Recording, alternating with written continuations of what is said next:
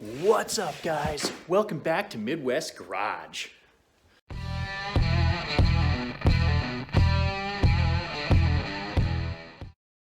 I get comments every now and then saying that I sound bored in my videos, and for those people, there you go. There's a little bit of energy for you. Anyway, let's get right into it. I think this is part 3 of the work truck revival project.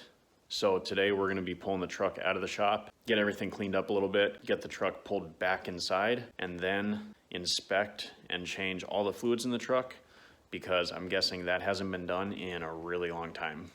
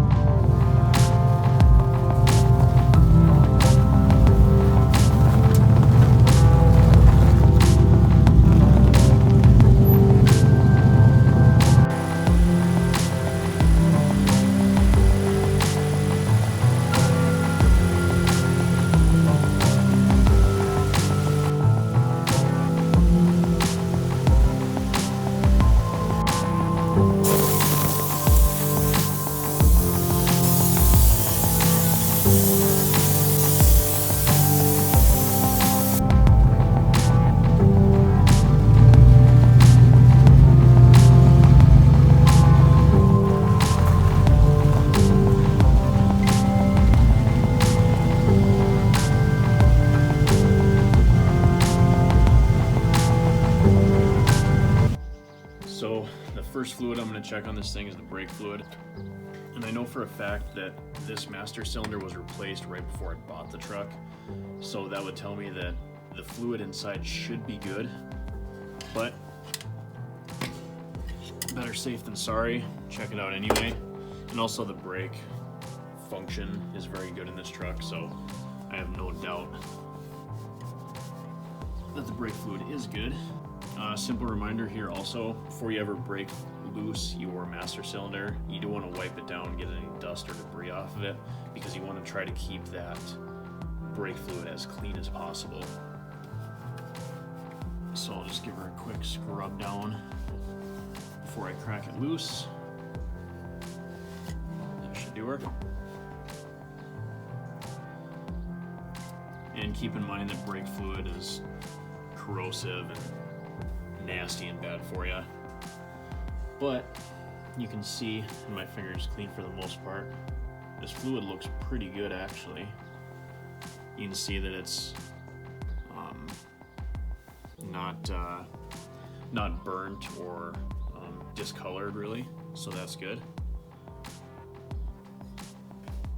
And all the levels are at the proper level there, so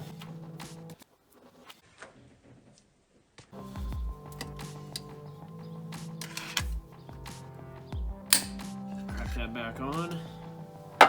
And now on to check the engine oil. When it comes to checking your engine oil, everybody knows that you should be checking it at least once a week, no matter how old or new your vehicle is. A good rule of thumb is to check your oil every time you fill up your tank with gas. I also know from last time that I did check this oil that this piece is broken, but I can still check the fluid level. And it looks like we're still about a quart low, which is about where it was. I didn't bother adding any oil to it because I needed to change it anyway. And you know, I can wipe this off, stick it back in and recheck it, but I'll get a better inspection of it when I actually change the oil here in a bit. Alright, so next thing to check is our antifreeze or coolant.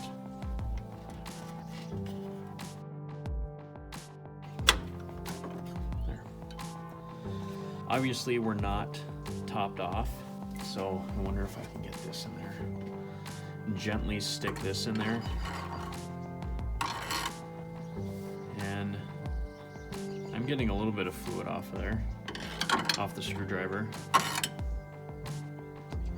And it actually looks pretty clean, but since we don't know when it was changed last, plus it looks like there's a little bit of goop on the inside of this cap, like maybe somebody used stop leak before or something, I will be changing this fluid out, just because that's easier than dealing with issues later on down the road because I didn't change it. So now we'll check our power steering fluid. I already did this, so I know that we're low. So use my trusty screwdriver again. And not the cleanest, but not the dirtiest, so we'll probably be changing out that power steering fluid also.